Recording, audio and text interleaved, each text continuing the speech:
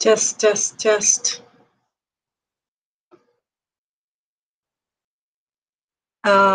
Test, test, test.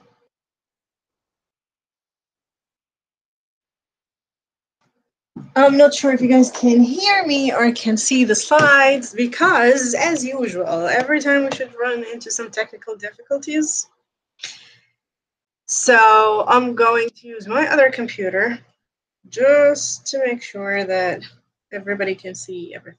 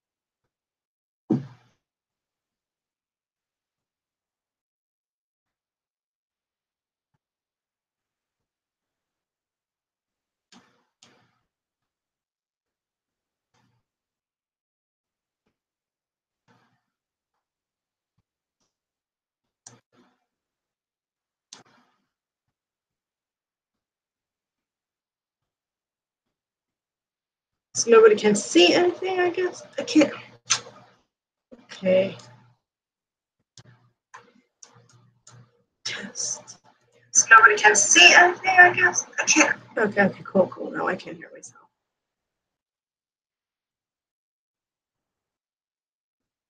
All right, perfect. So you guys, if you have any questions, feel free to post your questions in the chat window. And let's get started. So our agenda for today covers some topics that we actually discussed in our previous meetups.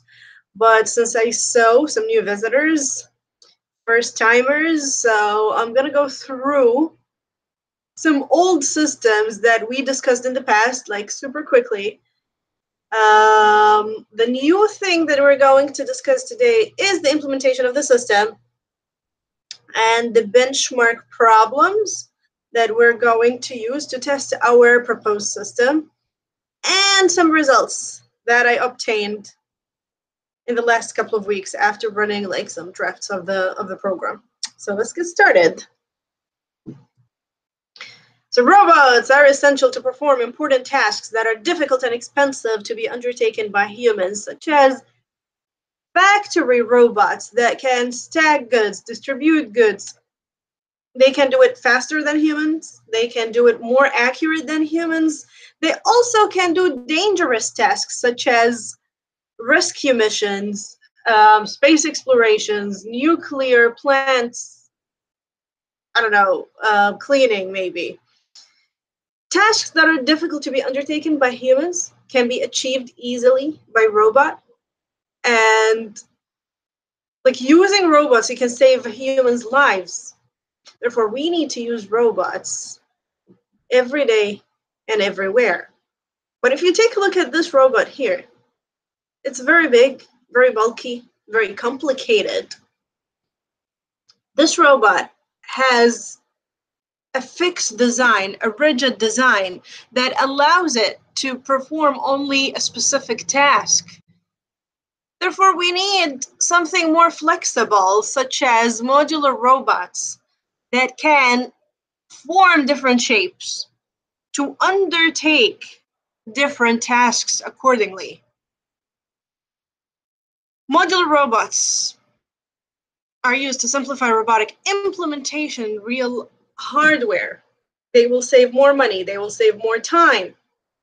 But if I look at this robot over here, I will find out that this robot has a head, 2 arms, and 2 legs, which resembles like a human shape, a person's shape. Everybody of us has a head and hopefully like two arms and 2 legs.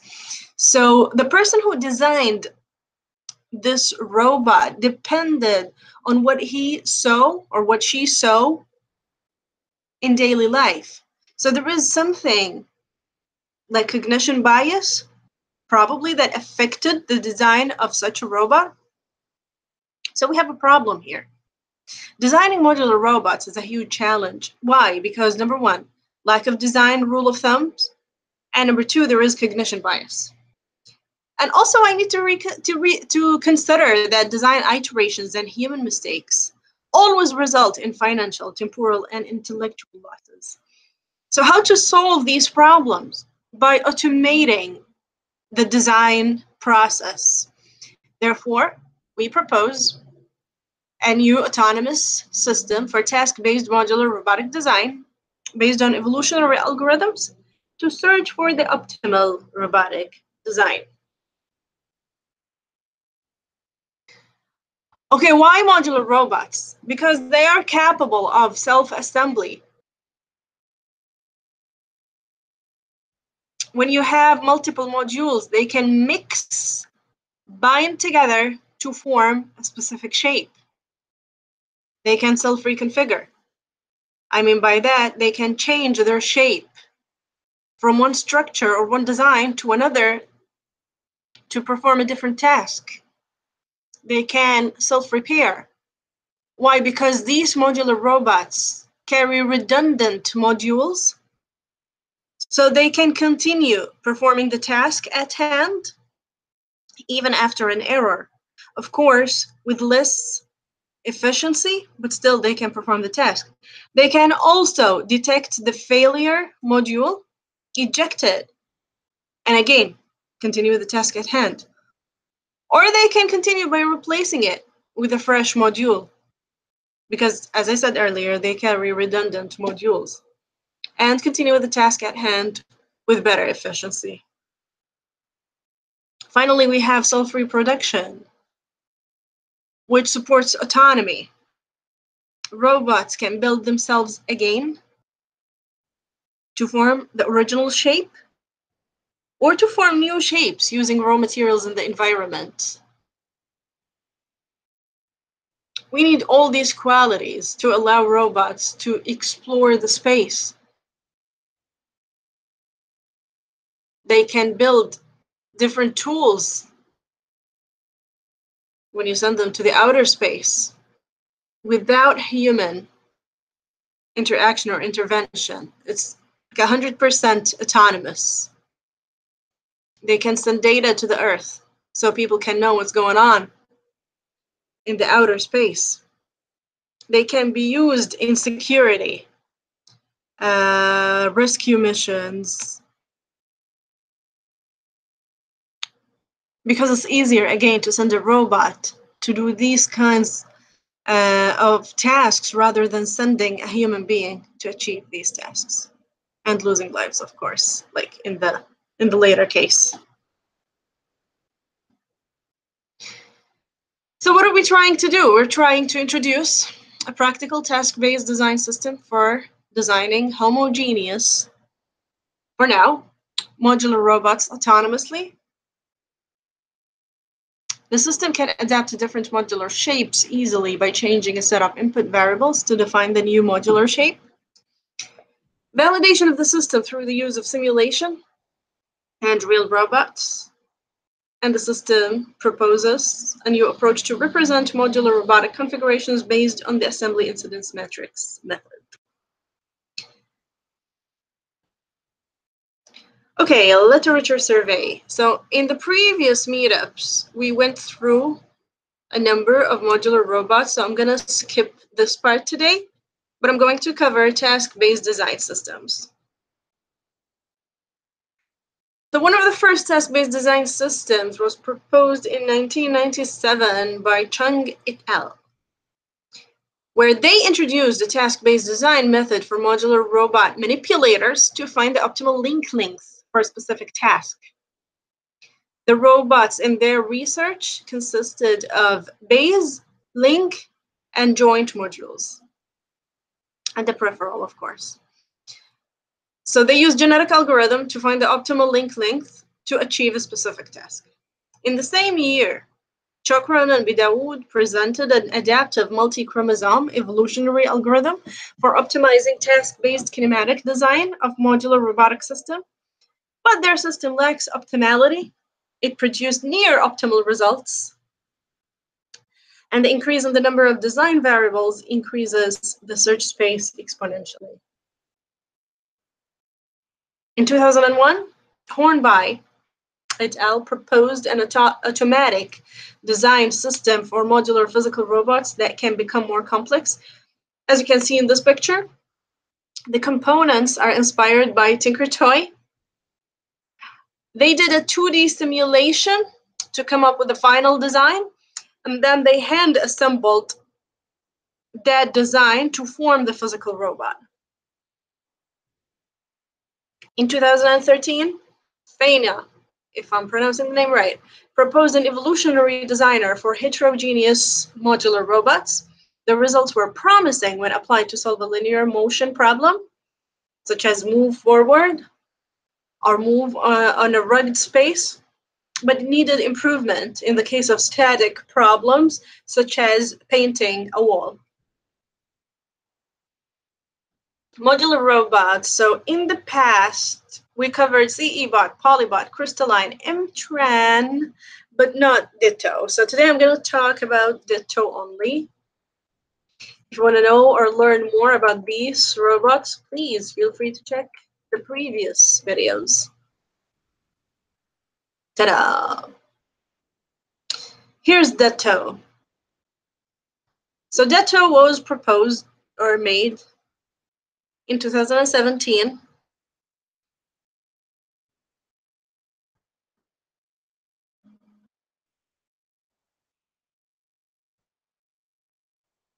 The cases of the modules can be 3D printed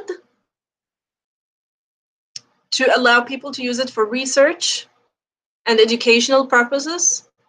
You can buy the electronic parts from Amazon or eBay for less than $55 per module, and you'll have your own modular robotic kit. So let's take a look at the research plan. So this is a schematic view of Dtto. As you can see here, every module is composed of 2 parts or 2 boxes. Each box has a half cubic, half cylindrical shape, or semi-cylindrical shape, as I can say. The 2 boxes are connected by a link where each box can rotate 180 degrees around that link. We have a male block, active, and female passive block in order to improve docking between modules.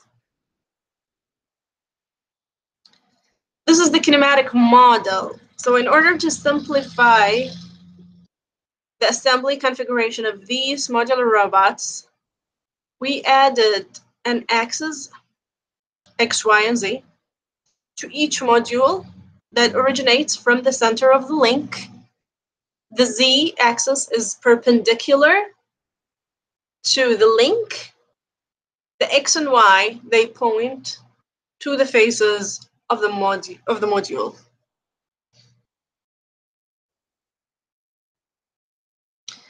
Why did we add these axes? To simplify labeling the connection faces. So now we can number them from 1 to 6, as you can see here. Okay, why do we need these numbers? The answer is in the next slide. So here we have a robot that is composed of two modules. This robot can be expressed using a labeled kinematic graph that is composed of two vertices and one edge. Each vertex represents a module, and the edge represents the connection between those two modules. This graph can be expressed using incidence metrics, where you have 1 in the place of a connection between two vertices. But the matrix here in this slide, this is an assembly incidence matrix, where we replace the 1 with the number of the connection face. That's why here I have 1, which is the number of the connection face in module 1, and 4, which is the number of connection face of module 2. I have here a different configuration representation, like the layout of the second module is different, and this is going to affect the locomotion gait of the resulting robot. But if I take a look at the graph, it's the same, and the assembly incidence matrix, again, it's the same. So I need to add more information to differentiate between those two robots. So there is a video that demonstrates the difference between the two robots. Okay, here we go. So you can see how the first robot moves.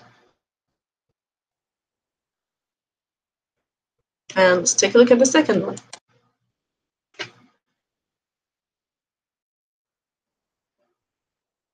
So this is a totally different locomotion gait. And as you can see here, the direction of movement is different. The first one moved in this direction, and the second one moved in that direction. So we added rotation angles in X, Y, Z to differentiate between the two modular robots. So this is the basic or the default position of the robot, a robotic module, just to be specific. So I have here the number of connection face, and I have here the rotation angles, which is 3 zeros in this case. Same applies to the second module, this one here, but that module is different. It is rotated 90 degrees in the X, around the X-axis. So now I can differentiate between those two robots. This is another example. Again, two more robots that have the same labeled kinematic graph, but they have now different aims. If you take a look here, the number of connection faces are the same in those two robots, but the rotation angles are different. It's zeros. In the case of the first module, but it's 0, 90. This module is rotated 90 degrees around the y-axis, and here it's rotated twice, 90 degrees around the x-axis and then 90 degrees around the y-axis.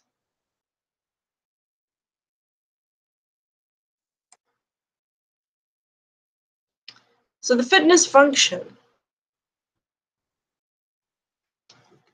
measures the expected outcome of the task performed by the design robot, which is x. That's why we have a threshold, x threshold. So if the result was less than the threshold, we'll take it as is. But if it was greater than the threshold, then we will consider the fitness of a modular robot with 0 modules, the maximum number of modules allowed, and the current number of modules of the individual that is being evaluated. So let's take an example. In the case of a linear mission, I want to measure the distance. So it's the same. If the distance is less than the threshold, I'll take it as is. If it's greater than the threshold, then I'm going to consider the F max, which is the desired fitness of the robot, or the distance by a modular robot with 0 modules, and the maximum number of modules allowed in capital, and n small is the current number of modules of the individual that is being evaluated. There is an equal missing here. Sorry for the typo. So this is the proposed system. So it'll start by reading modular data. N is the number of modules.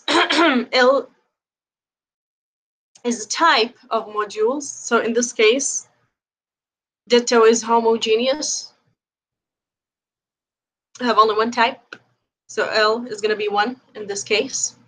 C is the number of connection faces. And A is the rotation angles. The system will also read an input task. Then it will use the input data to generate initial population of aims.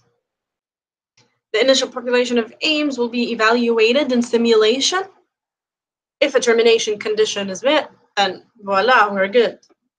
If not, then we will perform genetic algorithm operations, which are selection, crossover, and mutation, to evolve the robotic population until we reach the optimal design.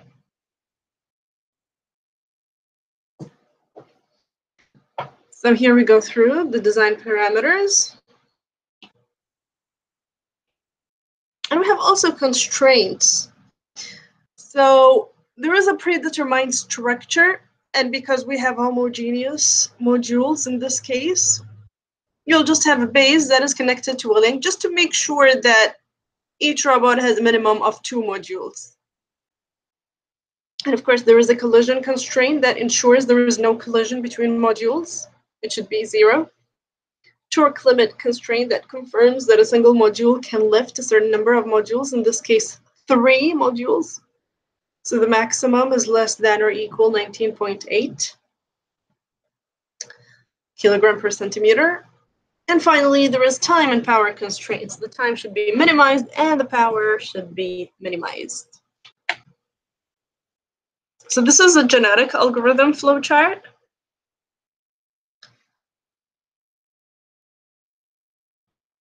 We did not change the operations of the genetic algorithm,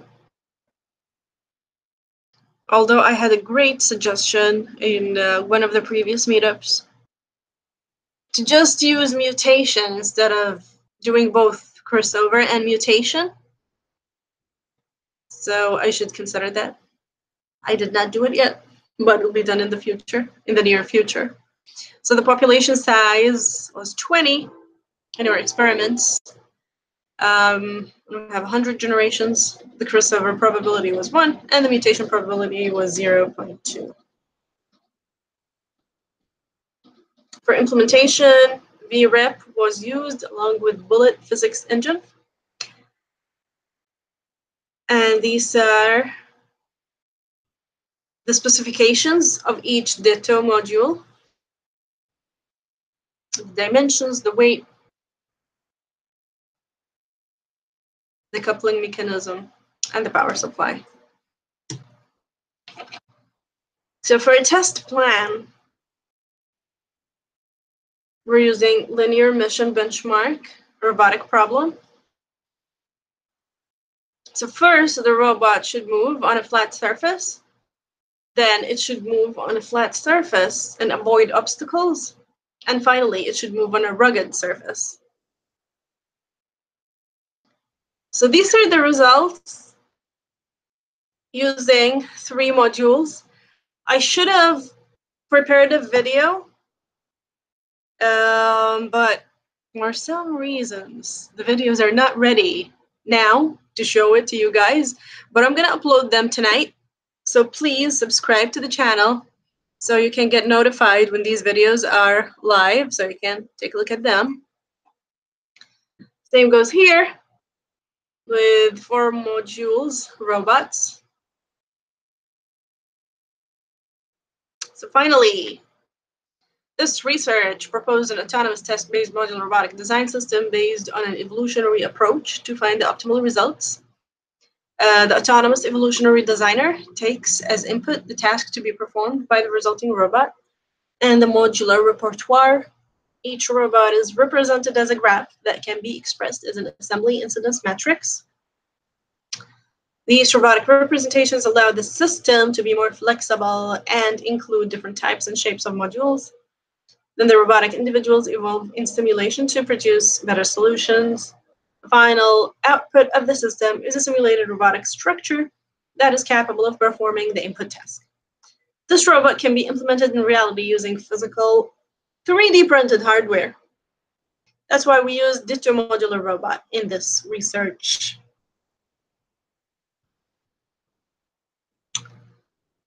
So thank you very much for your listening. I'm not sure that we're going to keep using Meetup platform.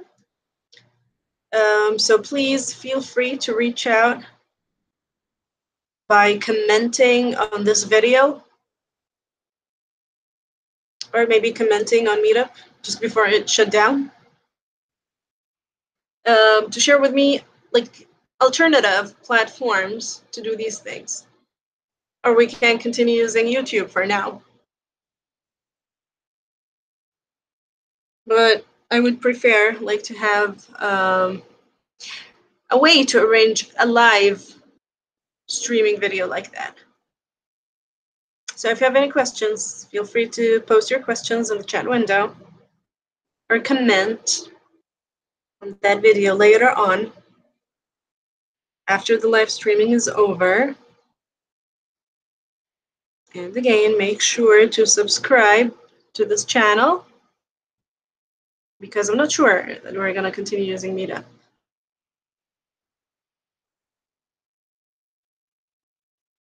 So I guess we're good. No more questions.